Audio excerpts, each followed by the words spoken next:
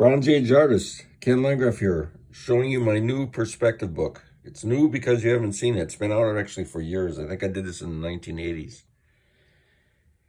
And this is a very good book for you to have if you want to learn perspective. Now, as far as I'm concerned, you should buy every perspective book you can get your hands on. There's always tricks in them.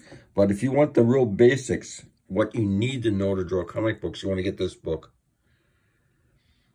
This is eye-level perspective, or coat hanger perspective, they called it in Andrew Loomis' book. All you do is draw a line. You can use this over and over and over and over. The eyes have to touch on that line. And even if they're further back, the eyes have to touch on that line. I think this is one of the best perspectives you can possibly do, because look, it's going to work every time. Eyes. Even if the guy's really far back, eyes. So that's one of the best tricks to perspective. This isn't even in most of the books. They mostly try to make it really complicated. It's not complicated. Here I did a more complicated one. This is a perspective coming this way. That's describing the side of the body. And the other perspective is coming this way, and it's shorter because look at the foot. This foot's down lower, see it? So the perspective is wider.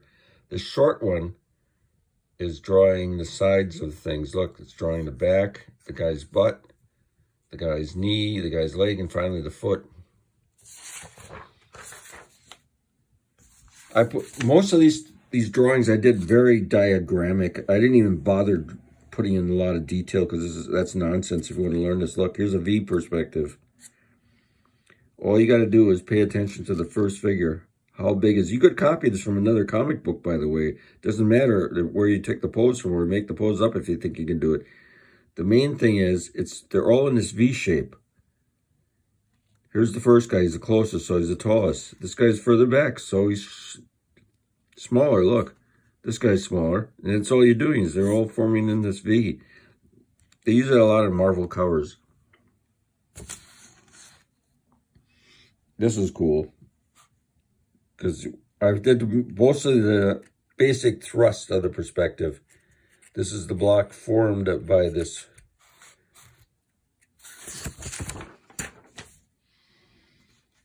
And I also took my time on certain panels to put in more things that you need to know. Like, let's say this guy's standing here, okay? His foot is lower, so that's one of the perspectives. Gil Kane told me this. Take the top of the head, bottom of the foot, and that's how you get your vanishing point. Look, top of the head, bottom of the foot. That's how you get your vanishing point. This is longer. The foot's longer. Everything's forming that way, and everything's forming that way. And by the way, did you know this? You can take a vanishing point. I took this from a Jack Kirby Thor drawing. The vanishing point's up here. And the cape is going to fan out in the perspective. Look. That's the trick to the drawing those capes.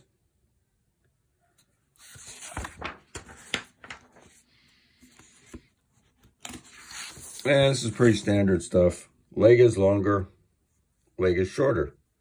That means the perspective lines are longer, and on this way they're shorter. So all you're doing is, this is the side, that's the front chest. The side, that's the front. The side, that's the front. The side, that's the front.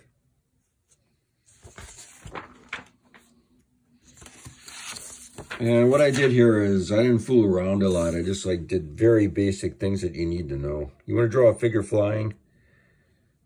Start with this V shape and just kind of scribble around. Here's the hips, here's the torso, here's the leg, arms. This is a classic. This is like a Gil Kane thing they always use. Top of the head, bottom of the foot. Top of the head, bottom of the foot. This is a shorter perspective. This is a longer one, look. So that's how you do that. And this is an exciting perspective. Obviously, there's points all over this place. You're looking down. I didn't bother with that because you can learn that from other books. What you need to do with my books is look at my examples. Here's the vanishing point. Top of the hand, look at that. The head. the chest, the hips, the knees, the foot, and the foot in front. The big trick is this is in the foreground. It's longer and lower. This is shorter.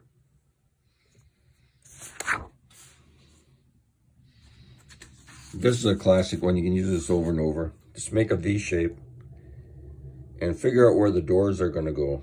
Here's the door. Here's the top of the door. It's simple. Here's the door. Here's the top of the door. And the figures is coming in any pose you want, pushing the doors. Barry Smith used this a lot on the early Conan comics.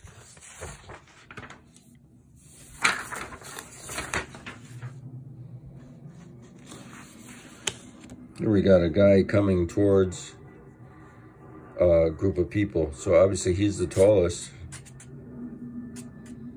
There's also a perspective coming this way. It's just parallel. It's ground and this. And you just think, well, who's closer? This guy, and then this guy's behind him. And if there was another guy here, he'd be smaller, right? Smaller. That's all you gotta know.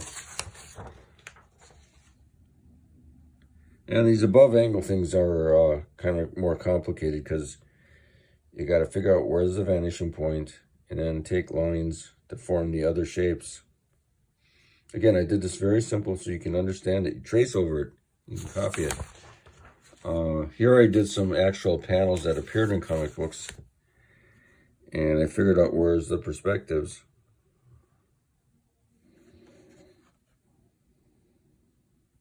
Look how low that is. Here's the horizon, and everything's coming from that point.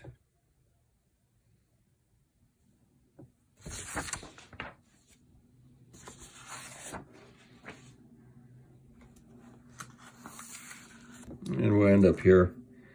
Here's a whole mess of guys attacking, right? Here's the point. This guy is a lead-in, because what that means is he's leading you into the picture.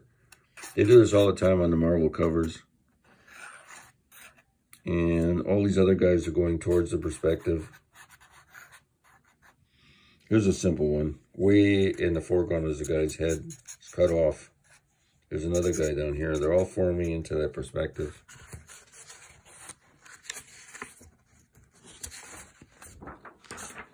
And sometimes the perspective is very low, like in this one.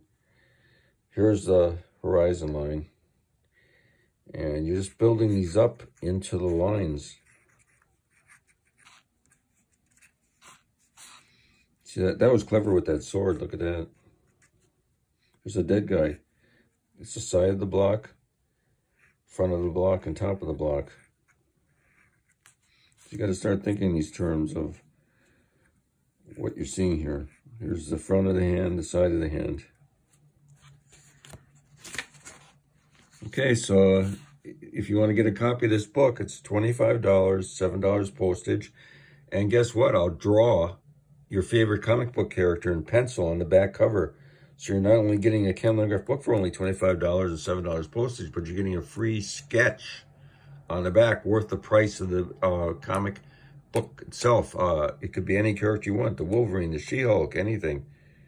So consider buying this. If you can direct message me or email me, or you can also look on eBay and buy the books. Okay, Ken Landgraf signing off.